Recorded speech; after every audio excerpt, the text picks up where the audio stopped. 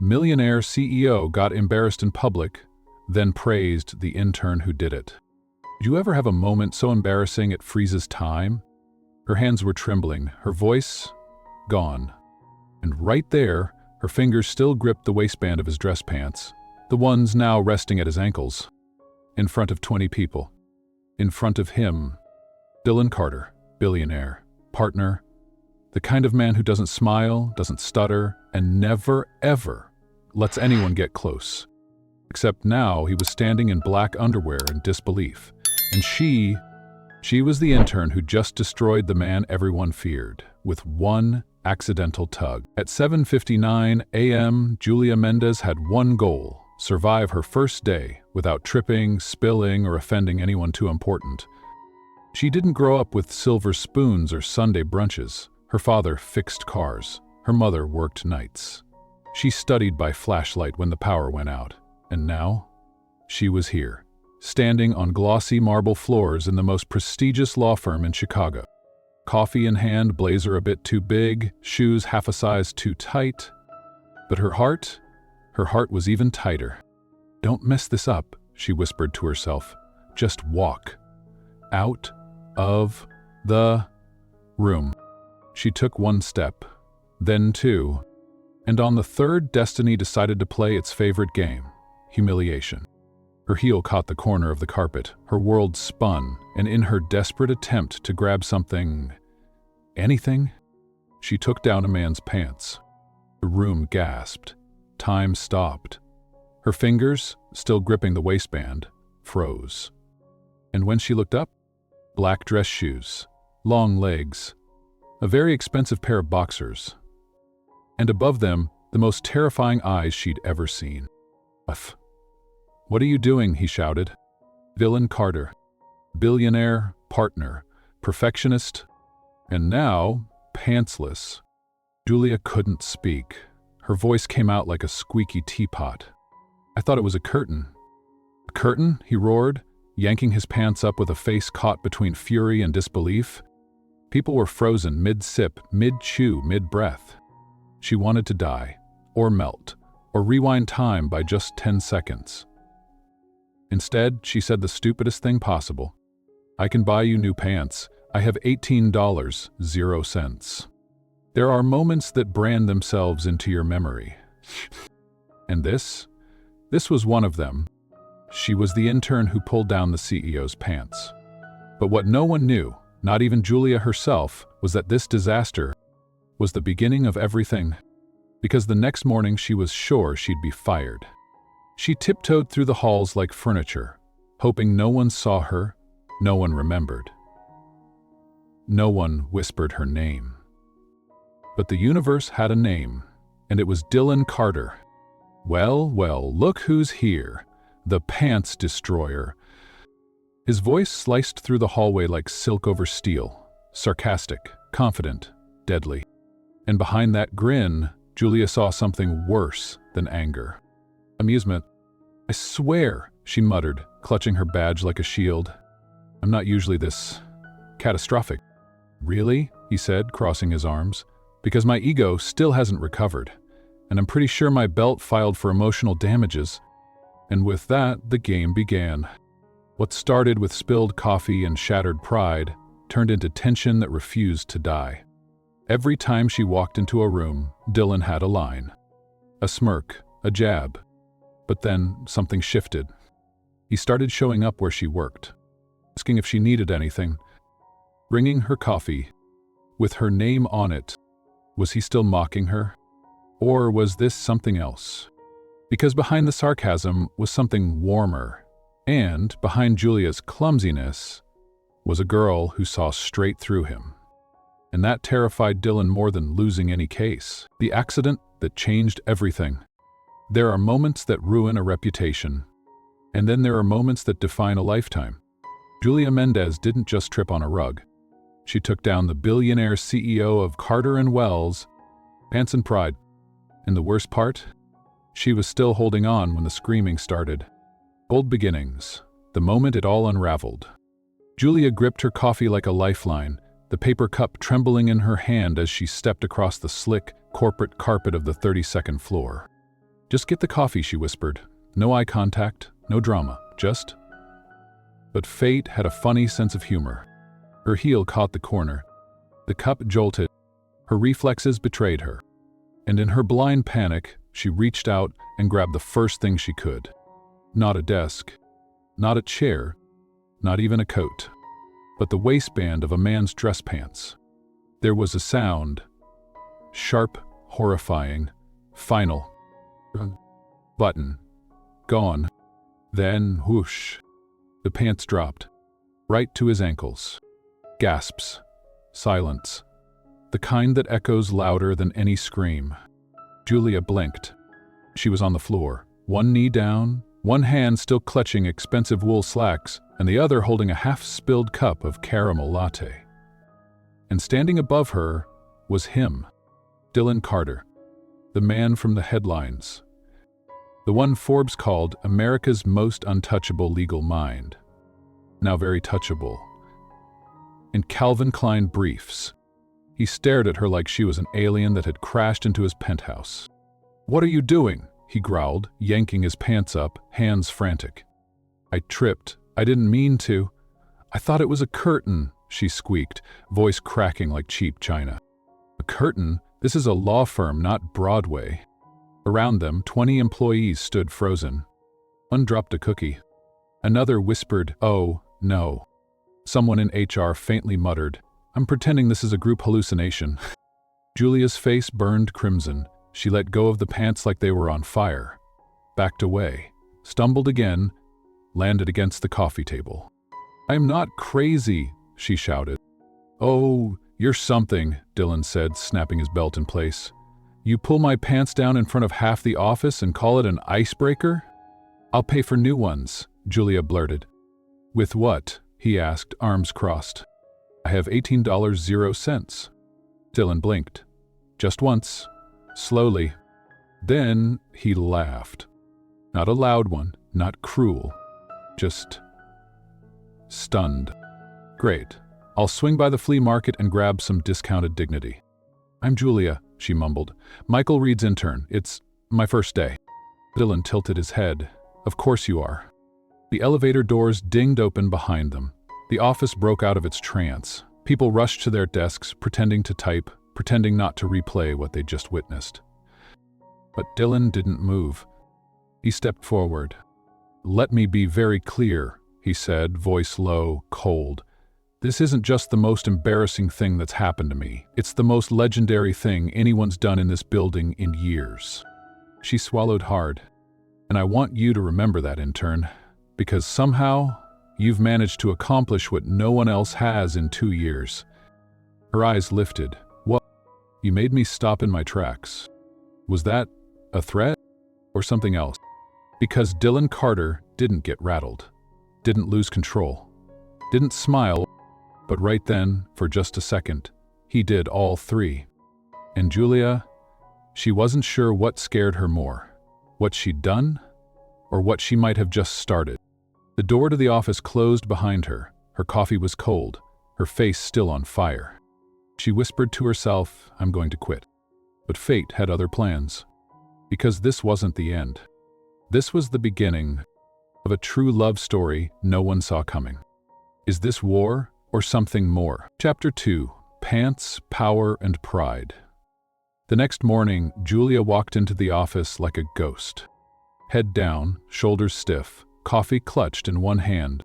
If she could have melted into the carpet, she would have. But then, his voice.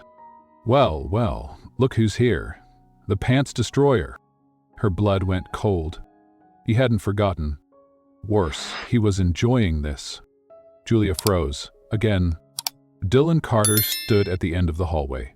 Perfectly dressed, perfectly smug, arms crossed, smirk locked and loaded. "Running from me already, intern?" "No," she lied, tightening her blazer. "Just focused." He took a step closer. "Focused, huh? Try not to focus so hard you take down someone's jacket today." Julia rolled her eyes. "Don't worry, your pants are safe. For now." He paused, just slightly, like the comeback surprised him. Then he smiled, half sarcasm, half something else. Maybe I should get suspenders for safety reasons. At her desk, Julia buried herself in paperwork, hoping to disappear. But Dylan showed up again, this time in front of Michael. Careful, Michael warned, his voice light but sharp. Word is, when his pants fell, his ego went with them. Julia stifled a laugh. Dylan narrowed his eyes. You're both very funny. I, on the other hand, am a victim here. She looked up from her papers. Want me to start a fundraiser? Buy you a belt that actually works? Dylan blinked. You're dangerous, intern. No, she said, smiling. I'm just clumsy. But he wasn't smiling anymore. He was watching her. Closely. Later that day, chaos broke out in the conference room. Voices sharp, phones ringing, something big. Michael pulled Julia aside. You might want to brace yourself. Then Mr. Benson stepped out. Gray suit, crisp, voice heavy. Carter, you're off the case. Julia blinked. Dylan stiffened. What? You missed a detail. The client doesn't want your name anywhere near the file anymore. And who's replacing me? Dylan asked, eyes stormy. Michael stepped forward. I am. Mr. Benson nodded. Build your own team. Start with that intern. What's her name? Julia, Michael said. And just like that, the girl who pulled down the CEO's pants was now his legal replacement. Dylan crossed the room, slow, eyes locked on Julia. You? He said, voice like steel. You're going to take my case?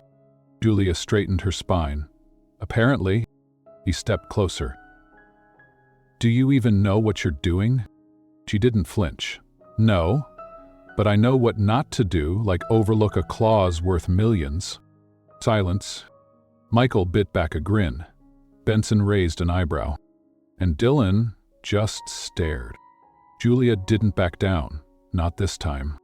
How does a man who's built his life on being untouchable handle being replaced by a woman who once yanked his pants down? More importantly, why couldn't he stop thinking about her? As Dylan walked away, hands in his pockets, he muttered under his breath. This isn't over, intern. Julia turned to Michael. Did I just start a war? Michael smiled. You started something, and it's going to be very interesting. What happens when pride meets talent? And Attraction, Chapter 3. The girl who saved $1 million deal. Julia Mendes wasn't supposed to be in that meeting. She wasn't supposed to touch the files. And she definitely wasn't supposed to catch the kind of mistake that could destroy a multi-million-dollar deal. But she did. And when Dylan Carter, Mr. Perfection himself, realized he'd missed it, he didn't just lose the case, he started losing control. Michael's office looked like a hurricane had hit a paper factory. Contracts, folders, legal pads, pens missing caps. Julia sat in the middle of it all, knees tucked up in the chair, highlighting clauses like her life depended on it. Because in some ways, it did. This deal is massive, Michael said, circling something. One error and the firm's reputation is toast. Julia nodded, flipping through the franchise agreement. She didn't blink, didn't speak. Just read. Clause after clause, number after number, until she saw it. A phrase. A number. A small inconsistency, so small it was almost invisible. Julia froze. She pulled a different sheet, cross-checked, checked again. Michael, she said quietly. He looked up. This clause contradicts the master agreement. If this goes to court, our client loses. Michael took the page, reread, sat down hard in his chair. No way, I missed that. Dylan missed that. Julia whispered, if the other side finds out, they can sue for breach of contract. He stared at her. You just saved the case. The unthinkable. Later that day, the boardroom filled with tension. Mr. Villanova sat at the head of the table. A legend. A shark. A man who didn't tolerate mistakes. Dylan stood in the back, arms crossed, face unreadable. Michael cleared his throat. Before we proceed, I'd like to address something critical. He looked at Julia. She stood, papers in hand, voice trembling. There's a clause in the franchise agreement that directly contradicts the acquisition terms. Villanova leaned forward, eyes sharp. Are you telling me I was exposed legally? She nodded. Though, until about 6 hours ago, yes. Dylan's jaw tensed. But we fixed it, she added. Reworked the terms. Strengthened your protections. You're safe now. The room went silent. Villanova looked at her like she was a puzzle he couldn't solve. You're the intern? Julia straightened. For now, redemption or ruin. Villanova slowly stood, smiled. If my team had even half your eye, I'd be twice as rich. Michael clapped her on the shoulder. Told you. Dylan? He didn't speak. He just watched. As the client shook Julia's hand. As the room clapped for her. As the girl who once pulled down his pants became the woman who just saved his legacy. Was this the moment he lost the case? Or the moment he began to fall? Because in that room, for the first time, Dylan Carter felt something new. Pride. And it wasn't in himself. It was in her. That night, Dylan leaned against his office window, tie loosened, files untouched. Julia Mendez, he muttered under his breath, watching her walk by below. And for reasons he couldn't explain, and didn't want to, he smiled. Is admiration the first step to something deeper? Chapter 4. Stuck in the elevator. It was only supposed to be a 30-second elevator ride. But when the lights flickered and the doors froze, so did she. And standing beside her in that small, silent space was the one man who always made her heart race. For all the wrong reasons. Dylan Carter. Her boss. Her rival. Her almost maybe something. And now, her only company. Trapped with the enemy. Julia balanced contracts, coffee, and a folder thicker than her sense of calm. Just get to the 16th floor, she muttered, pressing the elevator button. Ding. The doors slid open, and there he was, leaning casually against the side panel, perfect suit, smirking already. Brave, he said, eyeing her coffee. Still carrying hot liquids after last week's performance? She stepped in. Some people say I'm fearless. Others say I'm a walking disaster. I'd say both, Dylan replied, pressing the button. The elevator began to move. Then flickered. It stopped. A loud mechanical thud echoed. Emergency lights kicked in. Silence. Julia's stomach dropped. No, don't like this, she whispered. Humor cracks into vulnerability. She hit the buttons. Static, nothing. We're stuck, Dylan said, arms crossed. Define stuck. Like that time it took maintenance 2 hours. 2 hours? Hopefully I'm wrong, hopefully. Julia sat down on the floor, gripping her papers. Dylan leaned against the wall, his voice quieter now. You know what's funny? He said. You're the only one in this office who doesn't back down from me. She looked up. And you, she said softly, you're the only one who makes me nervous and makes me laugh. At the same time. He blinked. The real Dylan. I'm not really like this, he said, voice dropping. Like what? This guy. The untouchable one. The one who never messes up. Then why act like it? She asked. Dylan took a breath, looked down at his hands. My father, he said quietly, taught me failure was weakness, taught me to win. At any cost. And did it make you happy? No. It made me feared. He looked up, but not seen. The almost kiss. She scooted closer. And now? He looked at her. You see me, don't you? Julia didn't speak, just held his gaze. He reached forward slightly, unsure, unpracticed, and just as their faces came closer, the lights snapped back on. Duh. The elevator jolted, doors opened. They jumped apart like teenagers caught sneaking out. What almost happened? The security guard raised an eyebrow. Everything okay? Fine, they both said at once, tripping over their own voices. They stepped out side by side. Marcella didn't speak. But something was different now. They'd seen beneath the surface. And for the first time, it scared them more than being stuck ever did. That night, Julia lay awake staring at the ceiling. Her heart wasn't racing from fear.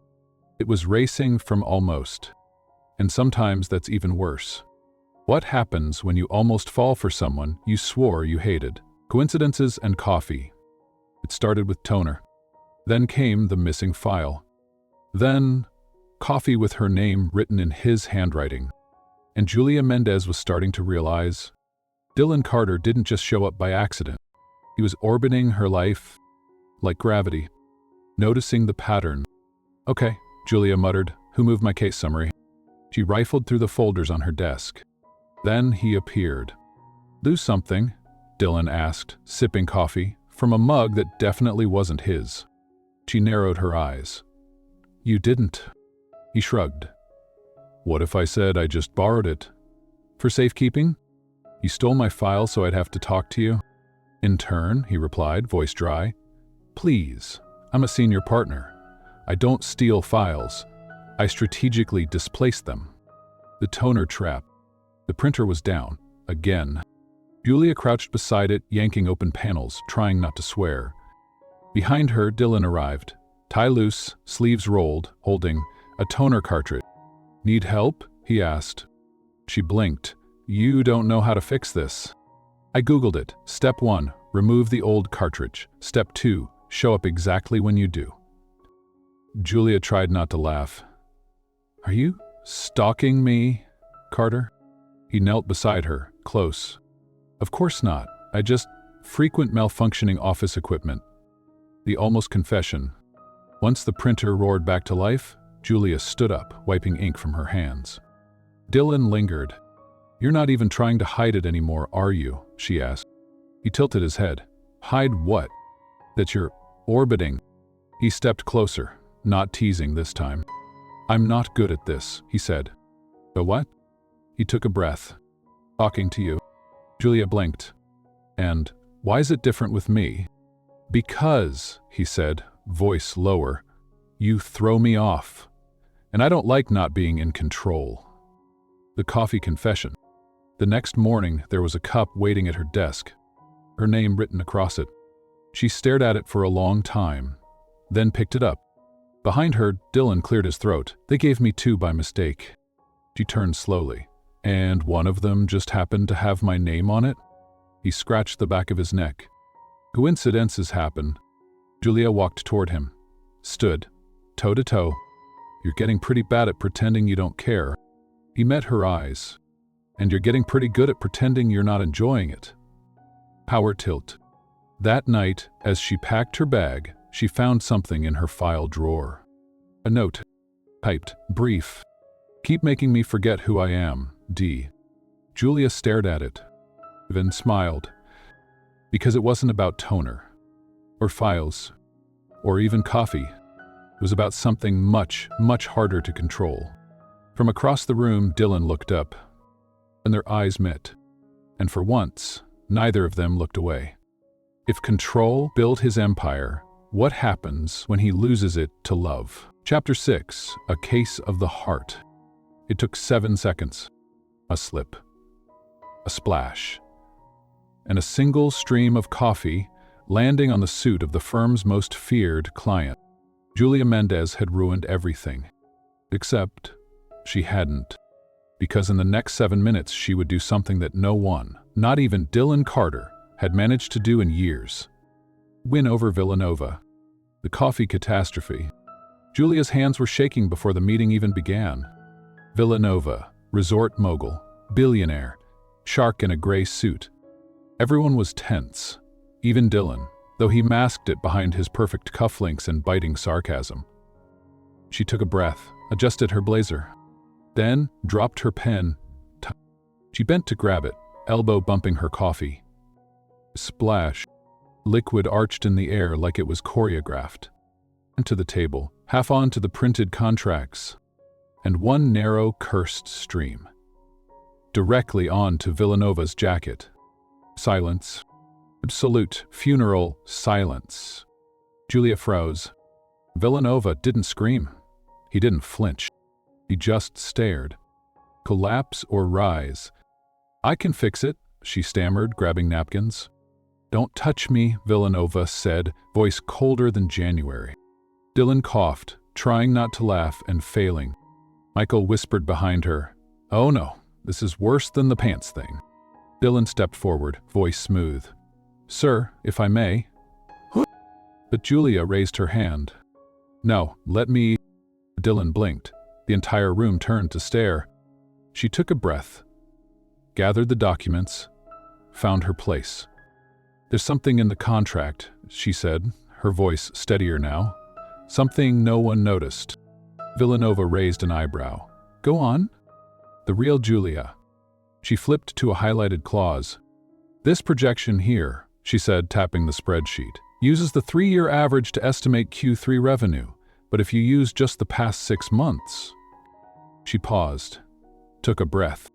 You've actually grown, and your profitability is being underrepresented by at least 12.5%. Villanova leaned forward. What did you just say? Julia held his gaze. You're more successful than this contract shows. And if this went into court without correction, your competitors could have used it to undercut your exclusivity. Villanova's assistant typed furiously. then nodded. She's right, sir. Villanova looked at Julia, long and hard, and then he smiled. A real one. Well, he said, dabbing at his jacket, if every disaster came with this kind of clarity, I might consider hiring chaos full-time. Dylan tilted his head, stunned, speechless. Michael whispered, that woman just tamed a wolf with spilled coffee and math. Something shifts in Dylan.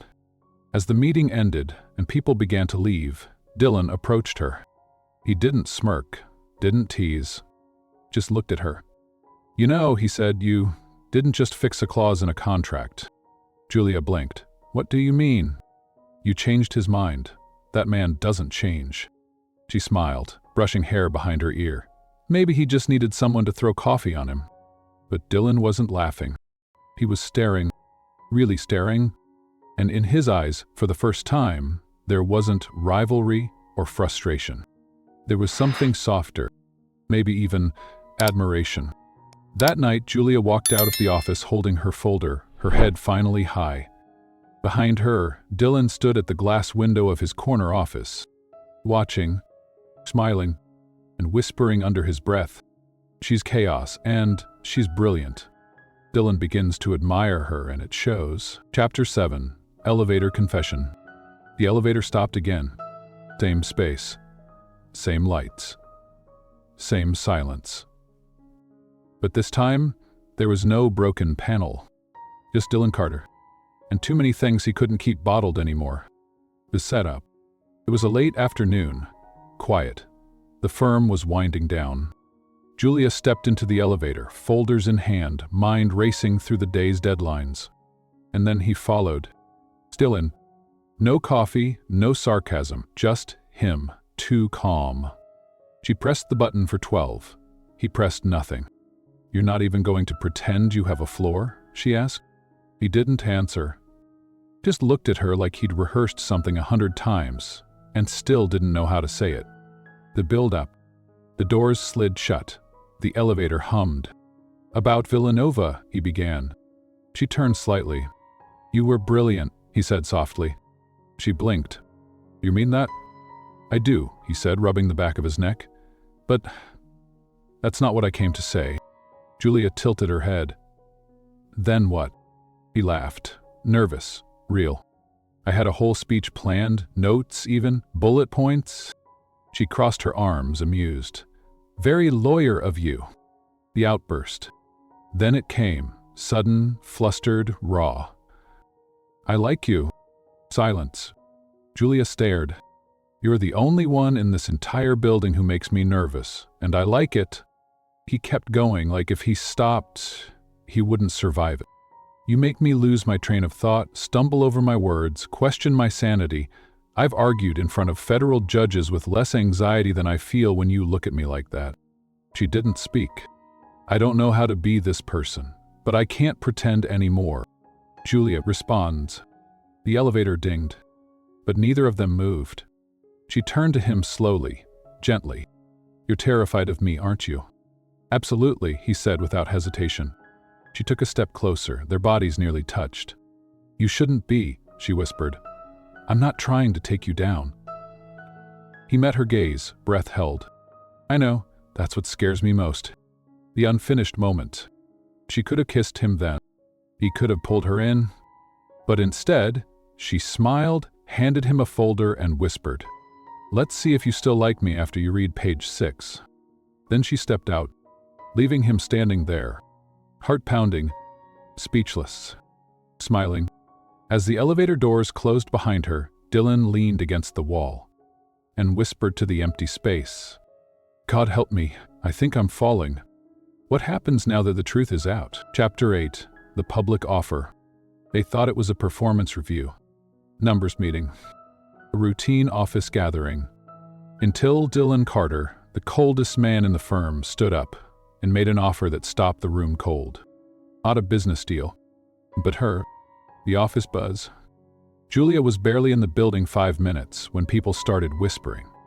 "I heard something's going down in the boardroom. Dylan's calling a full staff meeting. Is someone getting fired?"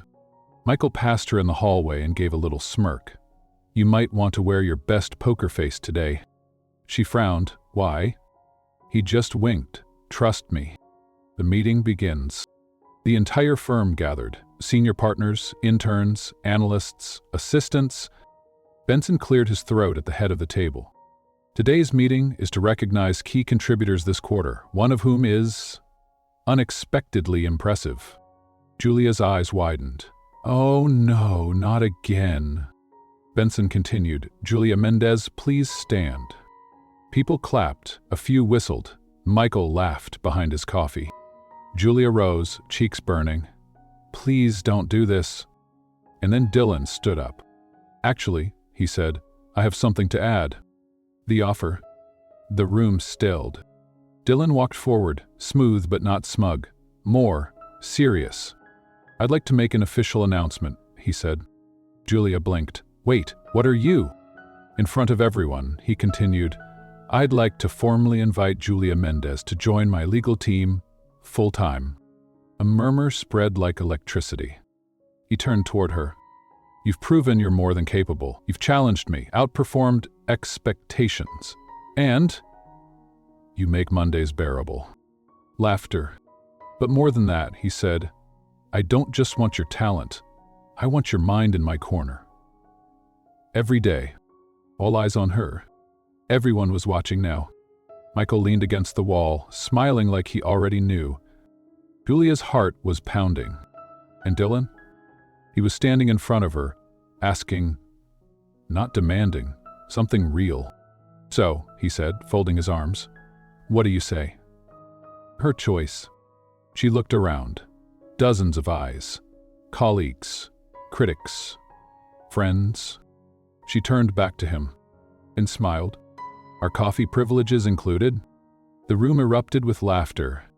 Dylan smirked. "Unlimited pods." She stepped forward, extended her hand. "Then make an agent of a detective." Applause. Smiles. But deep down, underneath the noise, something had shifted. Because this wasn't just a job offer. It was the start of something neither of them could take back. Later, as the office returned to normal, Michael walked past Dylan and clapped him on the shoulder. "Well played, Carter." Dylan glanced across the floor at Julia, who was already rearranging her new desk beside his. And for once, his answer wasn't sarcastic. "I didn't play." He smiled. "I meant every word." Julia says yes, publicly, humorously, but meaningfully. Everyone heard the offer, but does anyone know what it really meant? Chapter 9. The Contract of Forever. The folder said, "Urgent, review immediately." She opened it, heart racing, mind bracing for legal jargon. But there were no clauses. No numbers. Just one bold title. Lifetime Partnership Agreement. The setup. The office was quiet. Too quiet. Julia sat at her desk, scanning a contract draft when Dylan appeared at the door, holding a sleek black folder. "Need you to review something," he said, unusually serious. She narrowed her eyes. "Is this a setup?" He shrugged. "Maybe." He placed the folder in front of her, turned, and walked away. Just like that.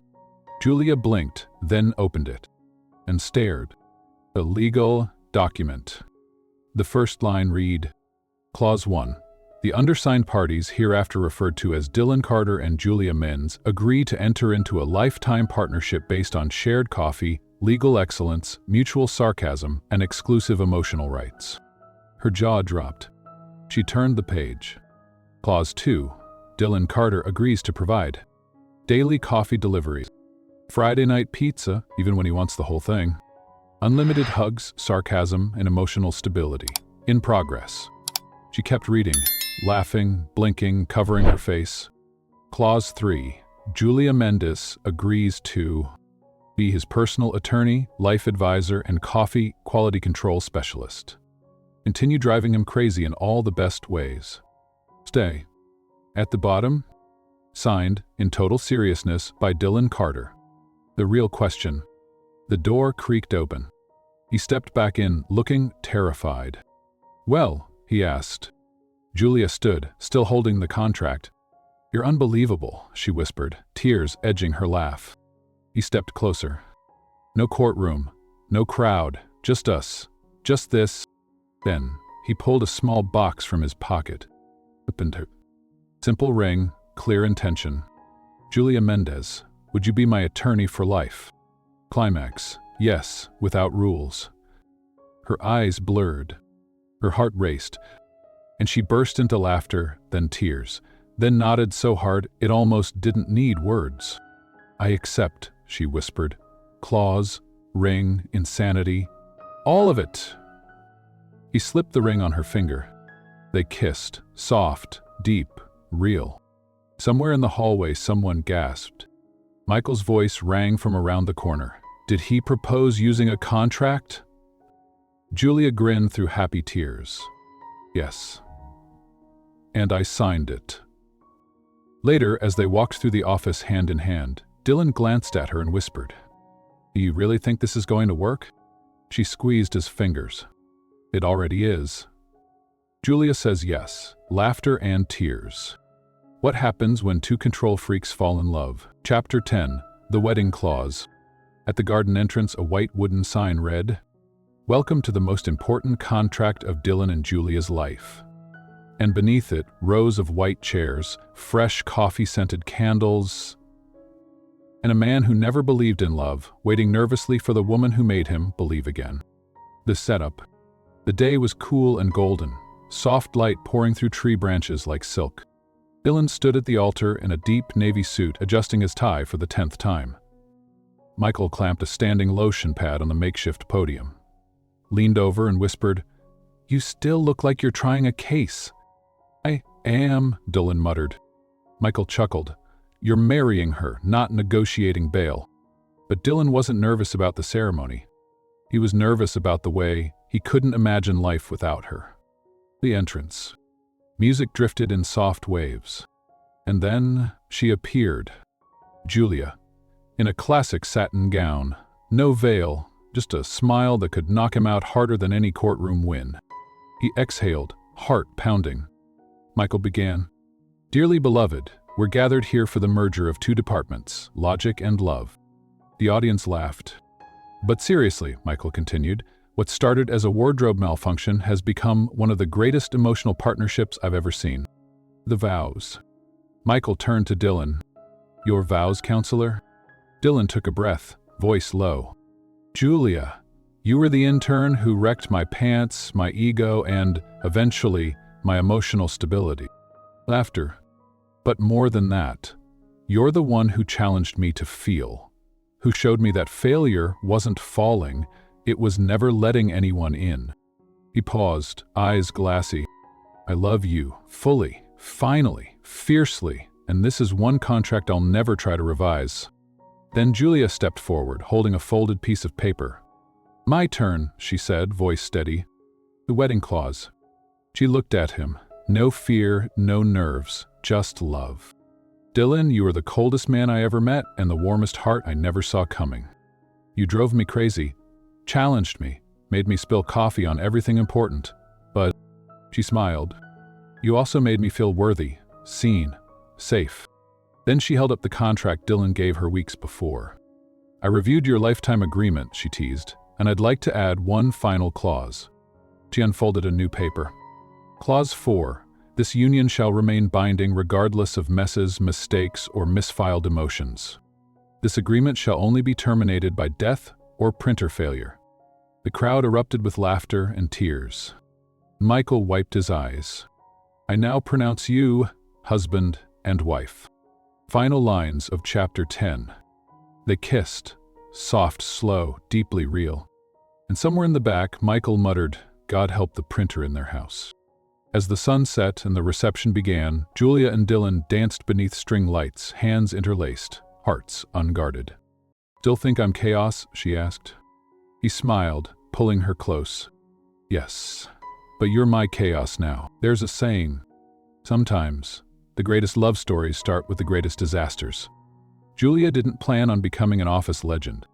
She didn't plan on ripping a billionaire's pants, or accidentally saving his most important case, or falling in love with a man whose heart was buried under 10,000 walls. But love doesn't ask for a plan. It shows up like a spilled cup of coffee, loud, messy, unexpected, and absolutely life-changing. In the beginning, she was just an intern. Nervous, clumsy, trying her best to go unnoticed. And he was the untouchable CEO partner. Cold, precise, always 5 steps ahead. They weren't supposed to collide. But somehow, fate slipped on the same rug they did. And from that one embarrassing moment came 1,000 unforgettable ones. She challenged him, he softened her. She brought chaos, he gave it structure. They turned panic into laughter, meetings into milestones, mistakes into memories. And the more they argued, teased, stumbled, and fought, the more the office began to see it. They weren't just colleagues, they were becoming each other's balance. Because real love? It's not perfect. It's not polished. It's not written like a contract. It's chaotic, frustrating, terrifying. And yet, it's the most binding agreement 2 people will ever sign. So if you're sitting there thinking, I'm too much of a mess to ever be loved, I've screwed up so badly no one could ever take me seriously. Maybe, just maybe, your story is still being written. And maybe your coffee spill moment is just around the corner. Because Julia didn't find love by being perfect. She found love by being real. Messy, bold, clumsy, honest. And Dylan?